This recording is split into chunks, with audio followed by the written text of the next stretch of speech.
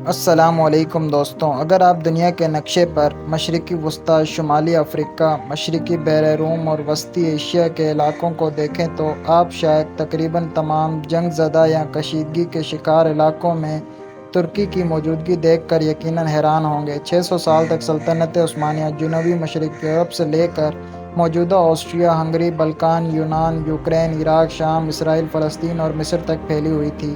16ویں اور 17ویں صدی کے درمیان اس سلطنت کے اثر و رسوخ میں مزید اضافہ ہوا اور اس کا دائرہ اختیار شمالی افریقہ کے ملک البحیرہ سے لے کر عرب ممالک تک تھا۔ ماہرین کا خیال ہے کہ سن 2002 سے ترکی میں برسر اقتدار رجب طیب اردوغان حکومت نے اپنی سنہری تاریخ کے پیش نظر ایک پرجوش اور حوصلہ افزا پالیسی مرتب کی، جیسے کہ آپ جانتے ہوں گے کہ طیب اردوغان اگلے 5 سال تک کے لیے ترکی کے صدر منتخب ہو چکے ہیں۔ ایک طرف جہاں ترکی کی کرنسی اور معیشت بدحالی کی طرف جا رہی ہے تو وہاں اسے بچانے کے لیے طیب اردوغان نے انقلابی قدم اٹھانا شروع کر دیے ہیں۔ وہ کریز سے باہر نکل کر کھیلنے جا رہے ہیں اور وہ معاہدوں کو اپنی مرضی سے توڑنے جا رہے ہیں۔ لیکن طیب اردوغان کے فیصلے کو جاننے سے پہلے آپ کو استنبول کینال کے منصوبے کو جاننا بہت ضروری ہے۔ نہر استنبول منصوبے کے بارے میں جاننے کے لیے یہ جاننا بہت ضروری ہے کہ ترکی کا جغرافیہ کیسا ہے اور وہ کیوں ترکی کو اپنے ریجن کا سب سے اہم ملک بناتا ہے۔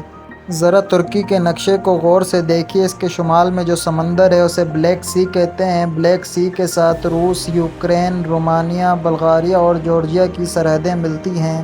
یہ بہت ہی اہم سمندر ہے۔ اس کی اہمیت کا اندازہ اس بات سے لگایا جا سکتا ہے کہ روس کی واحد گرم پانے والی بندرگاہ یہیں پہ موجود ہے، یعنی کہ یہ روس کی وہ اکلوتی بندرگاہ ہے جو سارا سال آپریشنل رہتی ہے۔ بلیک سی کے ممالک تیل اور گیس کے ذخائر سے مالا مال ہیں۔ یہ ممالک بیرونی دنیا کو بڑی مقدار میں تیل اور گیس ایکسپورٹ بھی کرتے ہیں۔ بلیک سی کے گرد جو ممالک ہیں ان کا بیرونی دنیا سے صرف ایک ہی سمندری تجارتی راستہ ہے اور یہ راستہ بلیک سی سے شروع ہو کر ترکی کے اندر ان قدرتی سمندری راستوں سے ہوتا ہوا دوسرے سمندروں اور پھر دوسرے ملکوں تک جا پہنچتا ہے، یعنی کہ بلیک سی ممالک سے اگر کوئی بھی سمندری جہاز چلے تو اسے سب سے پہلے ترکی کے اس تنگ سے راستے تک آنا ہوگا جسے آبائے باسفورس کہتے ہیں۔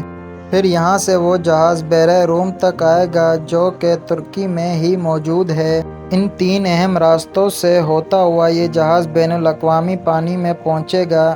اس راستے کے علاوہ ان تمام ممالک کے پاس اور کوئی سمندری راستہ موجود نہیں ہے۔ اسی وجہ سے بلیک سی ممالک کی اکنامی کے لیے ترکی میں موجود یہ سمندری راستے زندگی اور موت جیسی اہمیت رکھتے ہیں۔ آبنائے باسفورس 30 کلومیٹر لمبی انتہائی تنگ سمندری گزرگاہ ہے۔ اس کے دونوں طرف ترکی کا سب سے بڑا اور اہم شہر استنبول واقع ہے۔ باسفورس ہی وہ جگہ ہے جو ایشیا کو یورپ سے الگ کرتی ہے، یعنی کہ باسفورس کے مشرق میں واقع زمین کو ایشیا کا حصہ تصور کیا جاتا ہے، جبکہ باسفورس کے مغرب میں موجود زمین کو یورپ کا حصہ سمجھا جاتا ہے۔ باسفورس کا شمار دنیا کی سب سے اہم آبی گزرگاہوں میں ہوتا ہے۔ واحد آبی راستہ ہونے کی وجہ سے بلیک سی کے ممالک کے لیے انتہائی اہمیت کا حامل ہے۔ اگر ترکی باسفورس کو بلاک کر دے تو تمام بلیک سی کنٹینرز کا سمندری راستہ دنیا سے کٹ جائے گا۔ اس سے ان ممالک کی اکانومی کو غیر تلافی نقصان پہنچے گا۔ اسی اہمیت کو ذہن میں رکھتے ہوئے 1936 میں روس اور دنیا کے طاقتور ممالک نے ترکی کے ساتھ ایک معاہدہ طے کیا۔ اس معاہدے کے مطابق تجارتی جہاز آزادی سے باسفورس اور ترکی کے دوسرے پانیوں میں سے گزر سکتے ہیں۔ معاہدے کے مطابق ترکی ان ممالک سے کسی قسم کی کوئی فیس نہیں لے گا اور ان کے راستے میں کوئی رکاوٹ بھی نہیں ڈالے گا۔ تجارتی جہازوں کے برعکس فوجی جہازوں پر کچھ پابندیاں عائد کی گئیں، جیسا کہ امن کے دنوں میں تمام ممالک روس، رومانیہ اور بلغاریہ وغیرہ اپنے فوجی بحری جہاز ترکی کو بتا کر بغیر کسی رکاوٹ آبنائے باسفورس کے راستے گزر سکتے ہیں، مگر وہ ممالک جو کہ گرد واقع نہیں جیسا کہ امریکہ اور برطانیہ، جرمنی وغیرہ، یہ ممالک باسفورس میں سے گزر کر صرف 21 دن تک بلیک سی میں قیام کر سکتے ہیں۔ مزید اس معاہدے میں یہ بھی لکھا ہے کہ ایسے بحری ممالک کے فوجی بحری جہاز جو بلیک سی میں 21 دن تک رکیں گے، ان کی کل تعداد ایک وقت میں 9 سے زیادہ کبھی نہیں ہوگی۔ معاہدے میں یہ پابندی اس لیے رکھی گئی کہ باہر کے ممالک جیسے امریکہ، برطانیہ وغیرہ بلیک سی ممالک خاص طور پر روس کے دفاع کے لیے کوئی خطرہ نہ بنے۔ ماؤنٹر ایگریمنٹ یہ بھی کہتا ہے کہ جنگ کے دنوں میں ترکی کو یہ اختیار حاصل ہے کہ وہ آبنائے باسفورس کو ہر قسم کے جہازوں کے لیے بند کر دیں۔ اس وقت باسفورس دنیا کا سب سے مصروف سمندری راستہ بن چکا ہے۔ باسفورس سے سالانہ تقریباً 50,000 تجارتی اور ملٹری جہاز گزرتے ہیں۔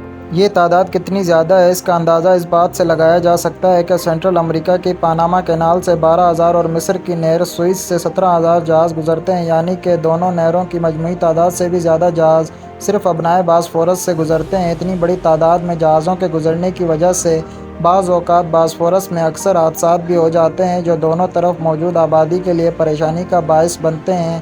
اسی وجہ سے طیب اردگان کی حکومت نے باسفورس کے ساتھ ایک اور سمندری راستہ بنانا بھی شروع کر دیا ہے۔ یہ دوسرا راستہ ایک مصنوعی نہر کی صورت میں ہوگا۔ یہ نہر استنبول شہر کے مغرب میں ہے، اسی لیے اس کا نام نہر استنبول یا استنبول کینال رکھا گیا ہے۔ تفصیل کے مطابق نہر استنبول 45 کلومیٹر لمبی، 25 میٹر گہری اور 1000 میٹر چوڑائی کی ہے۔ ترکی حکومت کے مطابق یہ پروجیکٹ میں 15 ارب امریکی ڈالرز کی لاگت ہے۔ 15 بلین US ڈالر سے ترک حکومت نہر کی تعمیر کے بہت زیادہ فائدے بتاتی ہے۔ اس نہر کی تعمیر سے ابنائے باسفورس کا دباؤ کم ہو جائے گا، جس سے خطرناک ساز و سامان جیسے کہ LNG، کیمیکل تیل اور دھماکہ خیز مواد جیسی چیزیں لے کر گزرنے والے جہازوں کے حادثات کا خطرہ کم ہو گیا ہے۔ جیسے کہ ویڈیو کے شروع میں ہم آپ کو معاہدے کے بارے میں بتا چکے ہیں، لیکن اب اہم خبر یہ ہے کہ ترکی اس کو توڑنے جا رہا ہے اور ہر گزرنے والے جہاز پر ٹیکس لاگو کرنے جا رہا ہے۔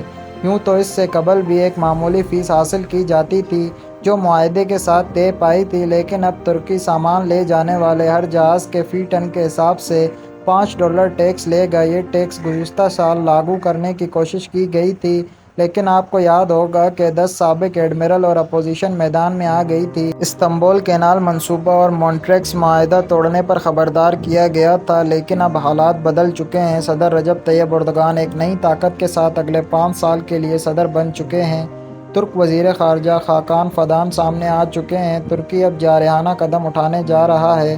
ترکی کے اس قدم سے خزانے میں $900 ملین آنے کی توقع ظاہر کی جا رہی ہے۔ اس کے ساتھ ساتھ یہ فیصلہ بھی کیا جا رہا ہے کہ ہر سال جولائی میں اس ٹیکس پر نظر ثانی کر کے مزید بڑھایا جائے گا۔ نئے دور میں کینال استنبول کا منصوبہ بھی مکمل ہو سکتا ہے، جس کے بعد ترکی وہاں سے بھی بھاری ٹیکس وصول کر سکتا ہے۔ کینال استنبول دنیا کے لیے ایک متبادل بن سکتا ہے۔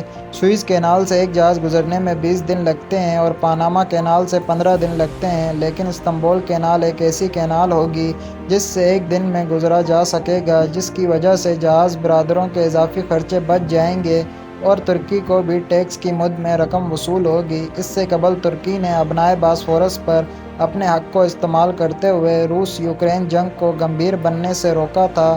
اس نے روس اور امریکہ پر پابندی عائد کر دی تھی کہ جنگ کے دوران کوئی جنگی جہاز استنبول کی آبنائے سے نہیں گزرنے دیا جائے گا، اور اس فیصلے سے یورپی خطہ تباہی سے بچ گیا تھا، جس کے دروازے پر ایک بڑی جنگ آ چکی تھی۔